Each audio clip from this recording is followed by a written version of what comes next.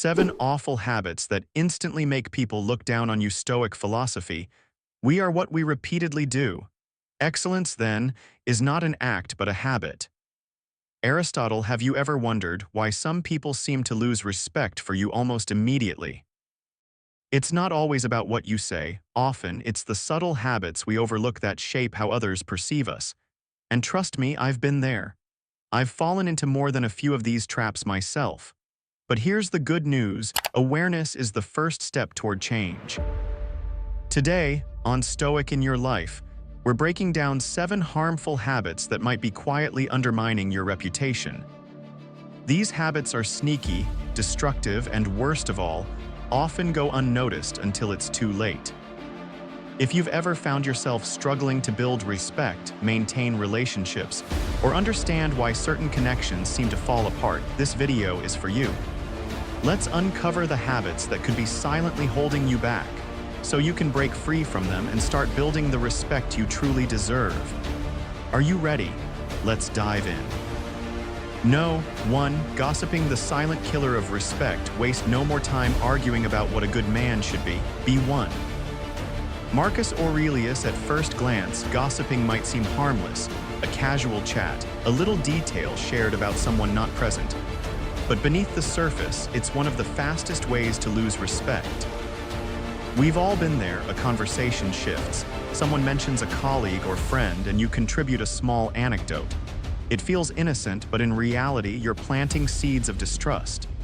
The danger lies in how effortless gossiping is. It often disguises itself as bonding, making you feel connected to others. But here's the harsh truth: when you gossip, people don't just judge the person you're talking about, they judge you. They start wondering, what do they say about me when I'm not around? Seneca once said, "It is a rough road that leads to the heights of greatness." Gossip, on the other hand, is the easy road. It's a shortcut to feeling relevant, but it comes at the cost of your integrity. Instead of elevating yourself through wisdom and empathy, gossip drags everyone down into pettiness. At its core, gossip reflects insecurity, not strength. It shifts focus from your own growth to someone else's flaws. If you ever catch yourself about to gossip, pause and ask, why do I feel the need to share this? More often than not, it's for validation or approval. But true respect comes from demonstrating character, not tearing others down. In today's world, gossip thrives in workplaces, social circles, and especially online. The damage isn't just personal, it can harm your career, friendships, and family life. Ever wondered why some relationships feel shallow? It might be because someone saw you gossip and now hesitates to share anything meaningful. People may laugh along when you share juicy details, but inwardly, they're building walls. They don't hate you, they just no longer trust you. That's what makes gossip so corrosive. It silently destroys connections while you remain unaware of the damage. Think about it: every time you gossip, you avoid facing your own challenges. It's easier to critique someone else's life than to improve your own. But what do you gain from it? Nothing of real value. As Seneca warned, the greatest obstacle to living is expectancy, which hangs upon tomorrow and loses today.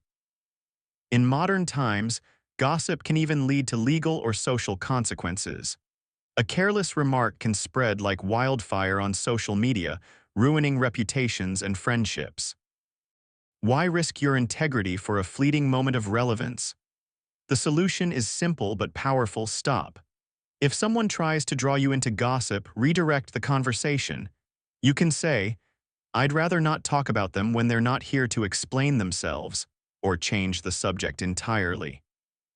This not only shields you from negativity, but also demonstrates strength and maturity. People notice when you rise above petty talk. It sets you apart, showing quiet leadership in everyday life. In a world where words spread fast, the ability to hold your tongue is more valuable than ever. As Epictetus wisely said, "We have 2 ears and 1 mouth so that we can listen twice as much as we speak." By listening more and speaking less about others, you'll attract people who seek your advice, support, and friendship, not gossip. And isn't that far more rewarding? So the next time you're tempted to gossip, pause and reflect. Who do you want to be? Do you want to be respected for your integrity or known as someone who can't be trusted with a secret? Marcus Aurelius gave us clear guidance. Waste no more time on what others do or say. It's your own actions that should concern you.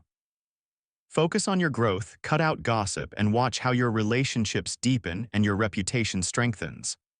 After all, true respect isn't built by bringing others down, it's earned by lifting yourself up. No. 2. Being passive-aggressive, the silent relationship killer. It is not what happens to you, but how you react to it that matters.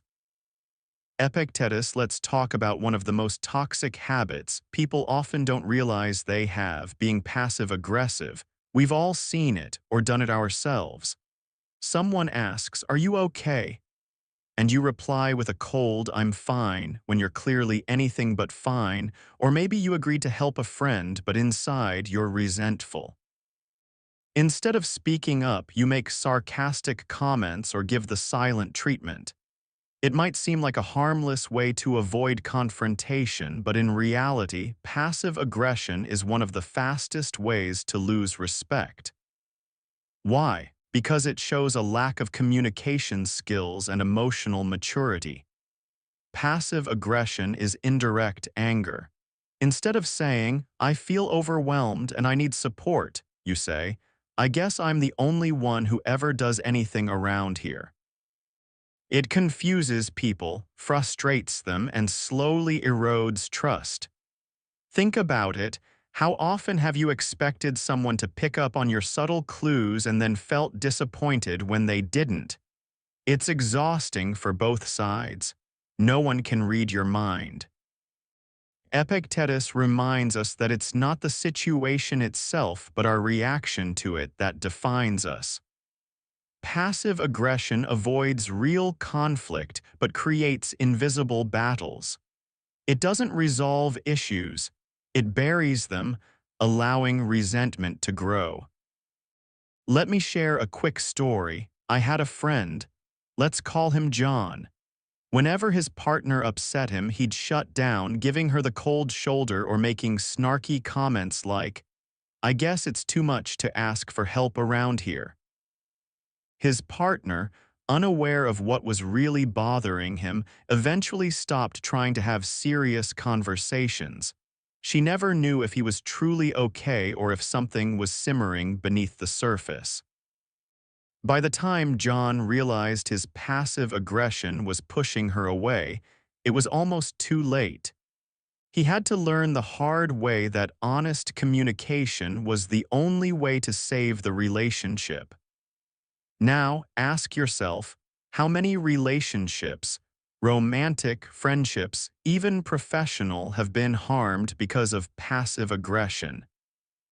How many people have distanced themselves from you because they found it exhausting to decode your hidden meanings and sarcastic comments? The truth is, passive aggression often stems from fear of confrontation, vulnerability, or conflict. But conflict isn't always negative. Healthy conflict, approached with respect and openness, actually strengthens relationships and builds trust. Marcus Aurelius once advised, "Waste no more time arguing what a good man should be. Be one." In other words, stop hiding behind emotional games. If something bothers you, address it calmly and directly. Next time you're tempted to send a passive-aggressive text like, "Wow, must be nice to have so much free time," pause and ask yourself, what am I really trying to say here? Why can't I just be honest? In your professional life, passive aggression can be equally damaging. Imagine a colleague drops the ball on a project. Instead of having a constructive conversation, you start sending snarky emails or avoiding collaboration. Do you think that will improve the situation? Leaders, the ones who gain true respect, don't rely on passive aggression. They address issues openly without making others walk on eggshells. So here's the big question. How would your relationships change if you stopped being passive-aggressive and started being straightforward with your feelings? What if, instead of bottling up frustrations, you addressed them in the moment with honesty and kindness? The answer might surprise you. People will likely respect you more. They'll see you as someone mature enough to handle tough conversations and someone who values relationships enough to keep them healthy and real. Being passive-aggressive only hurts you and those around you. It's a mask we wear to avoid vulnerability, but it creates more harm than good. To live with integrity, as the Stoics advise, we must face the truth, both in ourselves and in others. As Epictetus said, it is impossible for a man to learn what he thinks he already knows. Holding on to passive-aggressive habits fools us into thinking we're avoiding conflict, when in fact we're avoiding growth. So, the next time you feel the urge to make a sarcastic remark or give someone the silent treatment, take a deep breath and ask yourself, what am I really trying to achieve here? Could this issue be resolved with an honest conversation? Most of the time, the answer will be yes. By replacing passive aggression with clarity and honesty, you'll not only improve your relationships, but also gain a deeper sense of self-respect. After all, isn't that what we all want? To be respected for who we truly are, not for the games we play. No. Point 3. Never taking responsibility, the most silent habit that destroys success. There is a toxic habit that silently hinders your growth that few people realize: never taking responsibility. This habit not only destroys relationships, but also hinders your own growth. Surely you have met someone who always has an excuse for every failure. Missed a report deadline. The Wi-Fi is unstable. The results are not as expected. The other person did not provide enough information, and if things fall apart, it is never their fault. Perhaps sometimes you have fallen into this rut yourself. But the truth is, when you blame circumstances, you are taking away control of your life. Every time you think, "It's not my fault," or "If only things were different, I would have succeeded," you are locking yourself in a vicious cycle of helplessness. Responsibility, the foundation of growth. The Stoic philosopher Epictetus once said, "It's not what happens to you, but how you react to it that matters." Life is full of challenges. There will always be things that go wrong, but your response is what defines you. Do you choose to blame or take charge of the situation? When you don't take responsibility, you lose the opportunity to learn. More importantly, you give up the power to change your circumstances, because every excuse implicitly admits, "I have no control over my life." But that's not true. You always have a choice. And responsibility is the first step to taking back control of your destiny. A lesson from Michael Jordan: success is the result of responsibility. A great example of responsibility comes from basketball legend Michael Jordan. He once said, "I've missed over 9,000 shots in my career. I've lost almost 300 games. 26 times I've been trusted with the game-winning shot and I've missed. I've failed over and over again, and that's why I've succeeded." Jordan didn't blame his teammates, coaches, or referees for every loss. Instead, he took responsibility, learned from his failures, and kept improving. Imagine if Jordan had always made excuses. Would he have become the great icon he is today? The power of taking charge of your life. The question for you is, what could you achieve if you stopped making excuses and started taking responsibility? Taking responsibility doesn't mean beating yourself up. It simply means admitting that you can always make better choices, do better, and go further. When you dare to face failure and learn from it, you are no longer a victim of circumstances. You become the driver of your own journey. Responsibility, the foundation of trust and success, in fact. Responsibility not only helps you grow, but also shapes how others perceive you.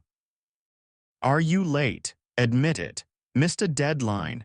Don't blame the software or the workload. Instead say, I could have planned better. People who dare to admit their mistakes are not only trustworthy, but also true leaders. On the contrary, if you constantly shirk responsibility, you will gradually lose the respect of your colleagues, friends, and family. Dare to take responsibility, dare to master your life, philosopher Seneca once said. It is not because things are difficult that we do not dare to do, but because we do not dare to do that things become difficult. Avoiding responsibility is like avoiding life. You think you are avoiding difficulties, but in reality, you are only making them worse. On the contrary, when you dare to face them, you not only overcome challenges, but also become stronger, more courageous, and more respectable. Look back at your own life. Think about the things that happen over and over again in your life: broken relationships, missed opportunities, dissatisfaction at work. Do they stem from not fully taking responsibility for your role? How easy is it to say, she doesn't understand me, or I didn't get promoted because my boss favors me? But the real power lies in asking, what can I do better? How can I improve next time? The moment you stop blaming and focus on what you can control, your life will begin to change. Conclusion: responsibility, the path to freedom and success.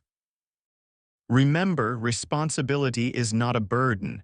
It is the path to freedom, success, and true fulfillment.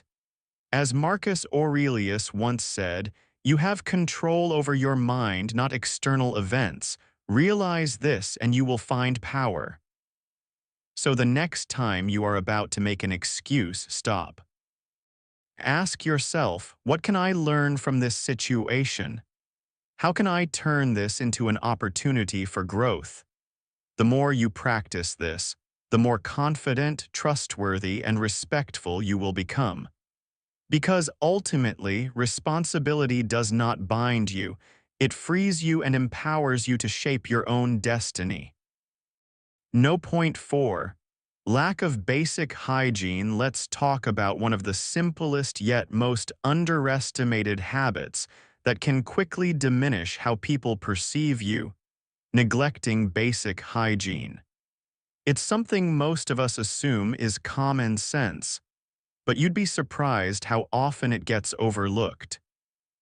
Think about it. Showing up with unkempt hair, wearing wrinkled clothes, or carrying an unpleasant body odor can instantly change how others treat you. It's not just about appearance, it's about self-respect.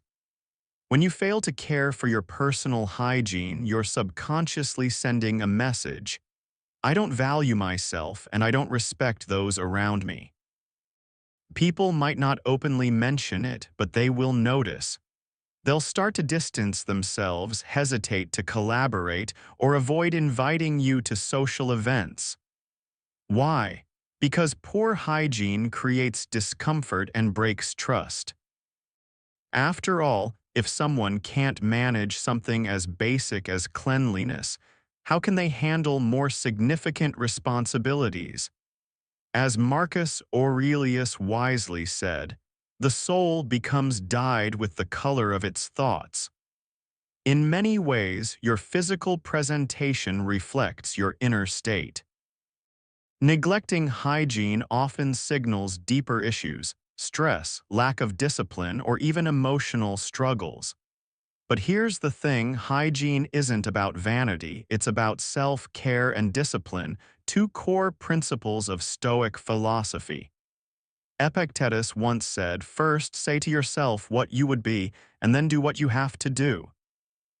If you want to be respected and taken seriously, it starts with mastering small daily habits, like staying clean and presentable. These habits build self-respect, boost confidence, and make it easier for others to trust and engage with you. Imagine walking into an important meeting. It doesn't matter how brilliant your ideas are, if your appearance distracts people, your message gets lost.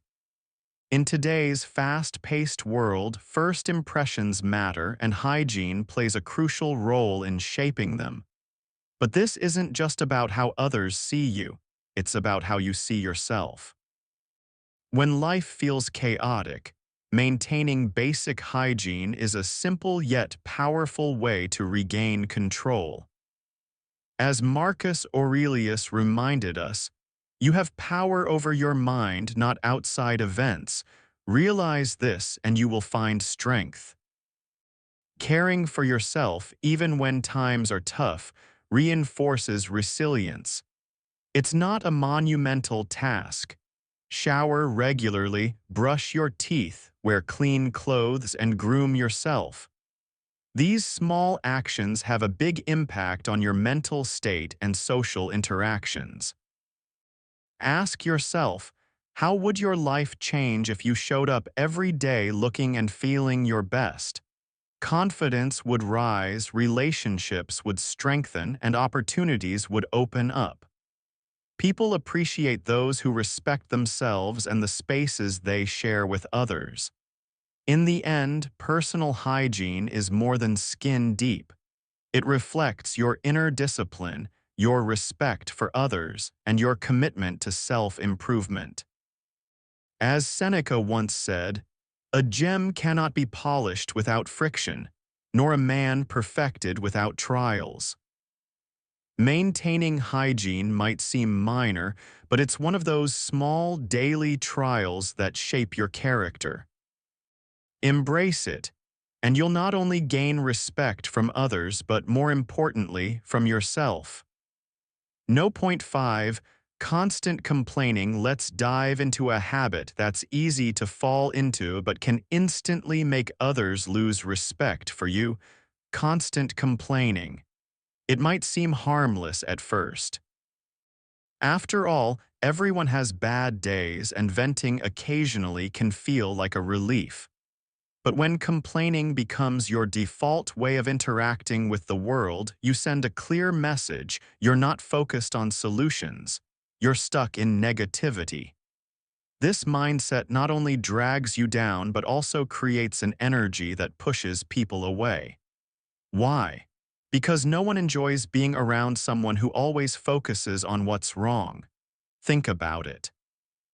If you're constantly finding faults, whether it's the weather, your job, or someone else's behavior, you're training your brain to see only the negative. Over time, people start associating you with that negativity. Epictetus, the Stoic philosopher, once said, "It's not what happens to you, but how you react to it that matters."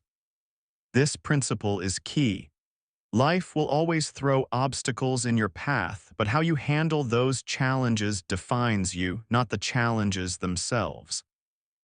The cycle of complaining. We all know someone who constantly complains about the workload, the boss, or even the office temperature. At first, it might seem harmless, but after a while it becomes exhausting, right? You start avoiding that person, dreading the next wave of negativity. And here's the dangerous part. Complaining is contagious. Surround yourself with negativity and you'll naturally adopt that mindset. What begins as an occasional gripe can spiral into a constant habit of seeing the world through a lens of dissatisfaction. Even worse, when you're always complaining, you're not focused on solutions. Instead of asking, "How can I fix this?" you get stuck thinking, "Why is this happening to me?" A familiar story. Consider this common scenario. There was once a man who always complained about his job. Every day, he told his friends how terrible his work environment was.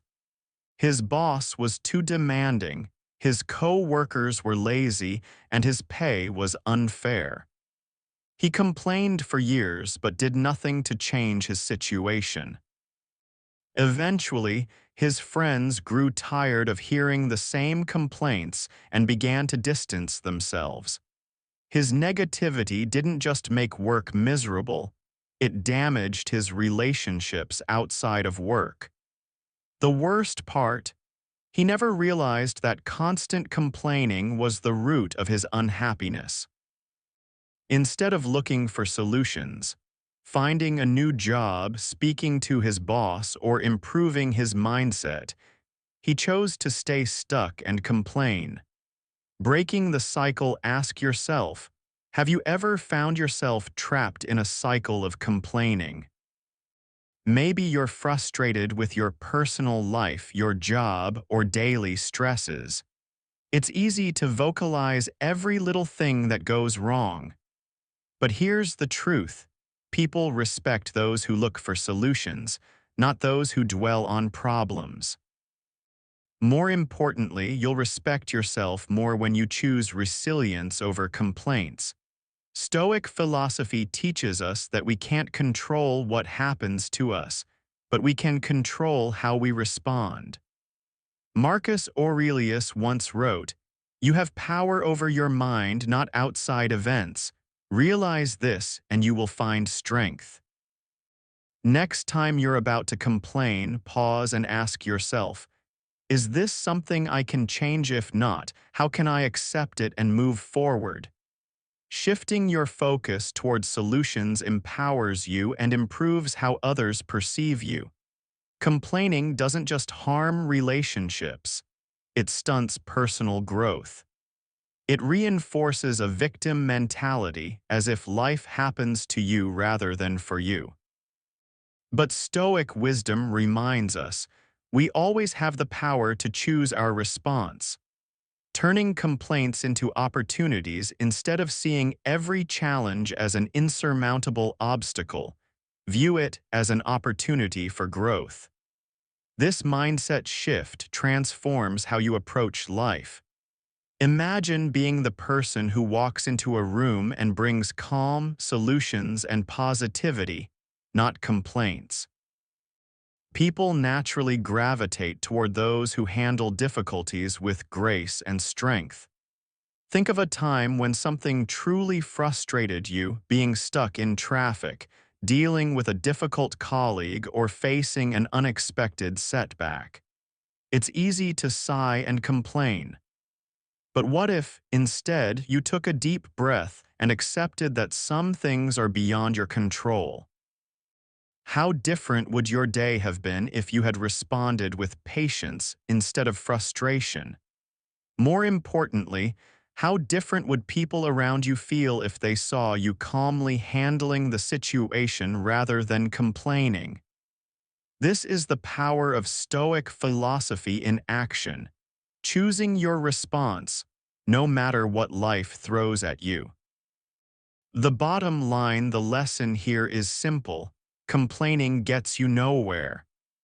It doesn't fix the problem, it doesn't make you feel better, and it certainly doesn't earn you respect. What earns respect is your ability to face challenges head-on, look for solutions instead of dwelling on problems, accept what you cannot change, and move forward. Next time you catch yourself about to complain, pause and reflect. Is this helping me in any way? More often than not, the answer will be no. Then shift your focus. What can you do to improve the situation? If nothing can be done, how can you accept it and move forward with peace of mind? As Epictetus wisely said, don't explain your philosophy, embody it. Be the person who lives with strength, resilience, and positivity, not the one who drags others down with complaints. When you embrace this mindset, not only will others look up to you, but you'll also feel more in control of your life. And that's true power. So, the next time you feel the urge to complain, step back and ask yourself, how can I rise above this? That's where real growth begins. No. Point 6. Being chronically late. Let's talk about a habit that might seem small, but can seriously affect how people perceive you. Being chronically late. You might think showing up a few minutes late here and there isn't a big deal. But over time, it sends a clear message, and it's not a good one. When you're consistently late, whether for work, social events, or casual gatherings, you're essentially saying, "My time is more valuable than yours." That might not be your intention, but it's the impression you leave. People who respect you, or want to respect you, start to question whether you truly respect them. It doesn't matter how valid your excuse is. When lateness becomes a habit, it tells others that they can't depend on you, and that's when respect starts to fade. As Seneca once said, "It is not that we have a short time to live, but that we waste a lot of it." Being chronically late is not just about wasting your own time, but also the time of those waiting for you. Now you might be thinking, "I'm not late on purpose. Things just come up." And that's understandable. Life is unpredictable. But when being late becomes your default, that unpredictability becomes part of your personal brand. People start planning around your lateness, expecting you to show up late every time. And that's not the kind of reputation you want. Imagine how much better it feels when people know they can count on you. Punctuality shows that you respect not just their time, but also the commitments you make. It's all connected. Being on time reflects discipline, something highly valued in Stoicism. Marcus Aurelius once said, "Waste no more time arguing what a good man should be. Be one." Being punctual is a simple yet powerful way to demonstrate integrity and seriousness in both personal and professional life. Think about this. How many times have you been late because you underestimated how long it would take to get ready? Or got distracted by something else? How often has that lateness caused stress for you and the people waiting? Chronic lateness doesn't just make others feel unimportant. It also adds unnecessary pressure to your own life. Constantly rushing sets you up for a day filled with anxiety and frustration. You're not fully present because you're always playing catch-up. This habit can negatively affect your work, relationships, and peace of mind. So why put yourself through that? Why not take control of your schedule instead of letting it control you? Ask yourself, what would my day look like if I consistently planned ahead and gave myself enough time? You'd feel more at ease, and others would feel more respected. There's a story about a CEO known for being perfectly punctual, never late to any meeting, big or small. One day, a high-level meeting was scheduled and some attendees were running late. The CEO stood up and said, "Time is the most valuable resource we have. If you can't respect that, you can't be part of this team." He walked out, leaving the latecomers to realize the gravity of their mistake. This story shows how seriously successful people value time. Respecting time, yours and others, proves that you're in control of your life and that you value what truly matters. This kind of discipline sets you apart and earns respect. If you struggle with being late, it's time for some self-reflection. Ask yourself, are you overcommitting? Are you failing to plan your day properly? Are you underestimating how long tasks take? Once you identify the root cause, you can fix it. It's not just about setting an alarm earlier. It's about shifting your mindset and making punctuality a priority. Remember, being on time is a habit. Like any habit, you can build it with intention and discipline. You might have heard the saying, early is on time is late, and late is unacceptable. This mindset turns time from something that controls you into something you control. Imagine how your relationships, personal and professional, would change if you became known as someone who's always on time. People would trust you more, rely on you more, and respect you more. Punctuality shows you're someone who follows through on commitments, a rare and valuable quality. On the flip side, chronic lateness damages trust and can be hard to recover from. The lesson here is clear: time is precious. Both yours and others. Don't let lateness cost you respect. Instead, use punctuality to show your reliability, discipline, and respect. As Epictetus wisely said, know first who you are and then adorn yourself accordingly. If you see yourself as someone worthy of respect, act accordingly. Punctuality is one of the simplest, yet most powerful ways to show that you value yourself and others. So, the next time you're tempted to squeeze in just one more task before heading out, stop and ask yourself, is it worth the impression I'm about to leave? Choosing punctuality means choosing to be someone others can depend on. And that's a reputation that will carry you far in life. If you've made it this far, you're already on the path to self-improvement. Drop a comment saying, "I am leveling up," to show your commitment to overcoming this habit. Stick around, your journey to becoming your best self has only just begun. No. 7.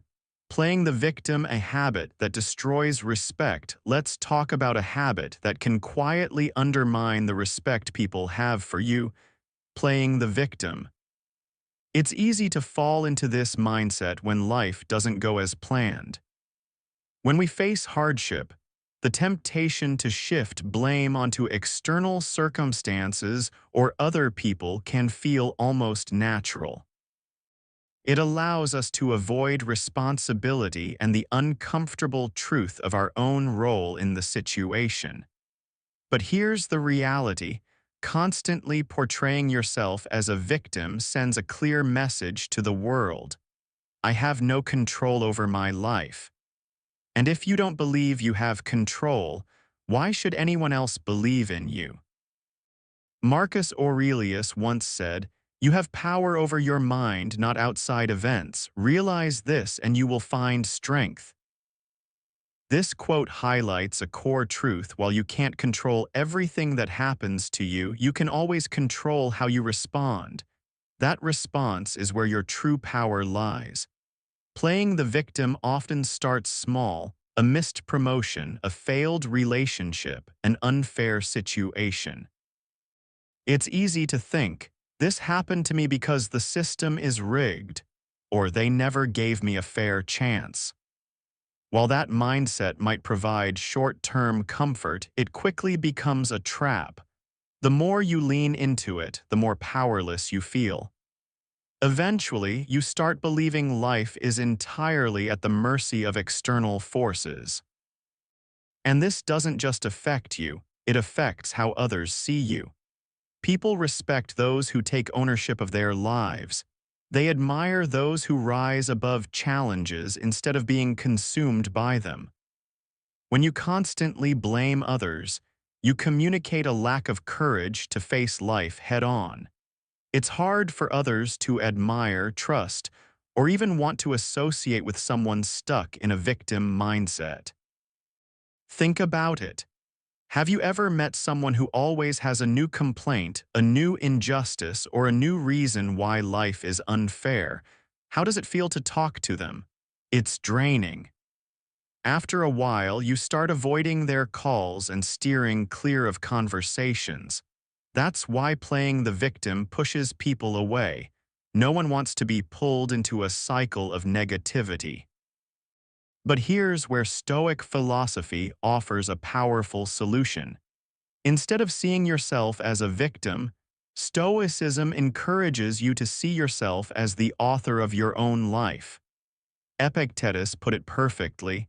We cannot choose our external circumstances, but we can always choose how we respond to them.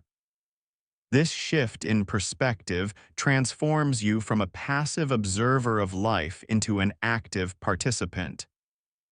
People admire those who face adversity with resilience.